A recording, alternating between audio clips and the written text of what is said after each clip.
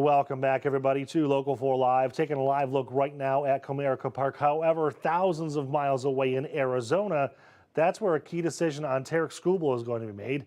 The Tigers and their star pitcher could not agree on his salary, so now a three-person panel will pick between his $32 million ask or the Tigers' $19 million offer.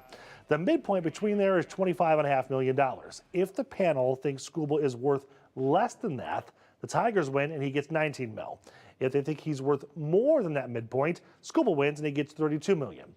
For context, MLB players become eligible for arbitration after 3 seasons, and it's often how they score their very first big paycheck.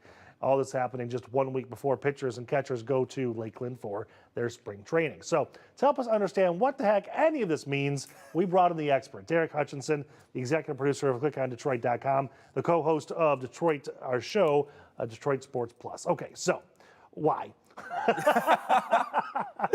Where do I even start? Yeah, right. It's great to be talking baseball, but it kind of stinks that it's like, it's Skubal against the Tigers in what will probably, it leads into what's probably going to be his last season here. But yeah, these arbitration hearings are super messy, which is why teams do everything they can to try to avoid them.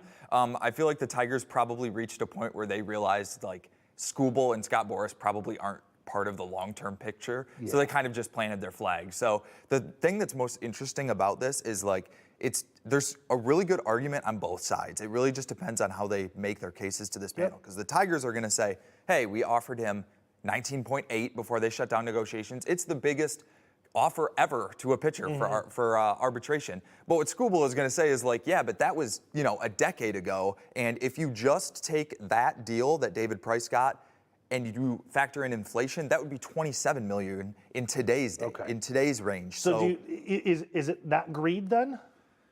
Skubal and Boras, they're shooting for the stars a little bit, but I think that the reason they have the ability to do that is because they just needed to put out a number where they thought they could beat that midway point. Because like you said, if the arbitration panel believes that he's worth $25,500,001, then he gets $32 million, right? So they must have been looking at the case they could make and said, okay, where can we go? The Tigers are at 19. Where can we get a midpoint that we think we can beat? And if they say, hey, David Price has the biggest ever, he got 19, inflation would make that 27, and Skubal was even better the last couple of years than Price was then. Back-to-back Cy Young. Exactly. That's going to be their argument. The Tigers will likely argue, a couple other angles they could take. Like David Price, before he got to this point, was better than Skubal overall, but he wasn't as dominant the season or two leading into his arbitration. So there's a lot of things that they're going to argue, and it's difficult to really say who's going to win. Right. So either way, there's going to be a loser here.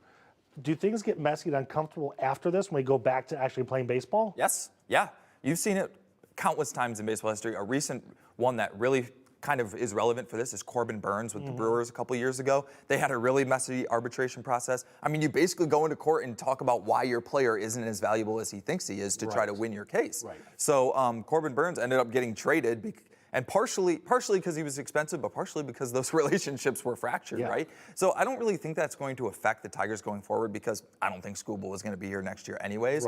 But yeah, it could be a little bit uncomfortable, with Skubal and front office personnel this season. All right, so let's say it goes Skubal's way and they have to pay out a $32 million payday. How does that affect the rest of the roster and their abilities? Well, it would be $13 million more that theoretically the Tigers couldn't spend, but I don't know that the Tigers are going to spend it anyways. There's a chance that they could go out and add another starting pitcher, which I think they really could afford to.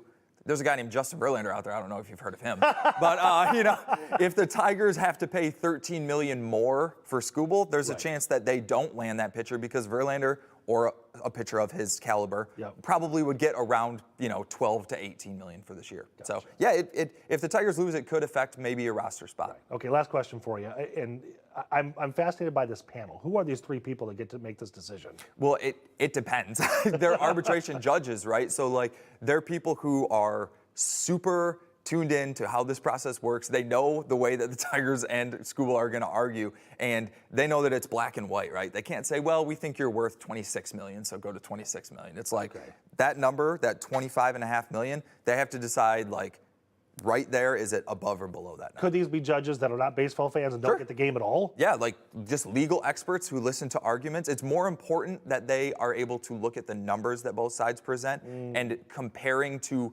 previous cases, comparing to similar pitchers and similar seasons, than it is that they actually like know how good Skubal is on the baseball diamond. There's going to be one heck of a PowerPoint presentation. I wish we could there. watch.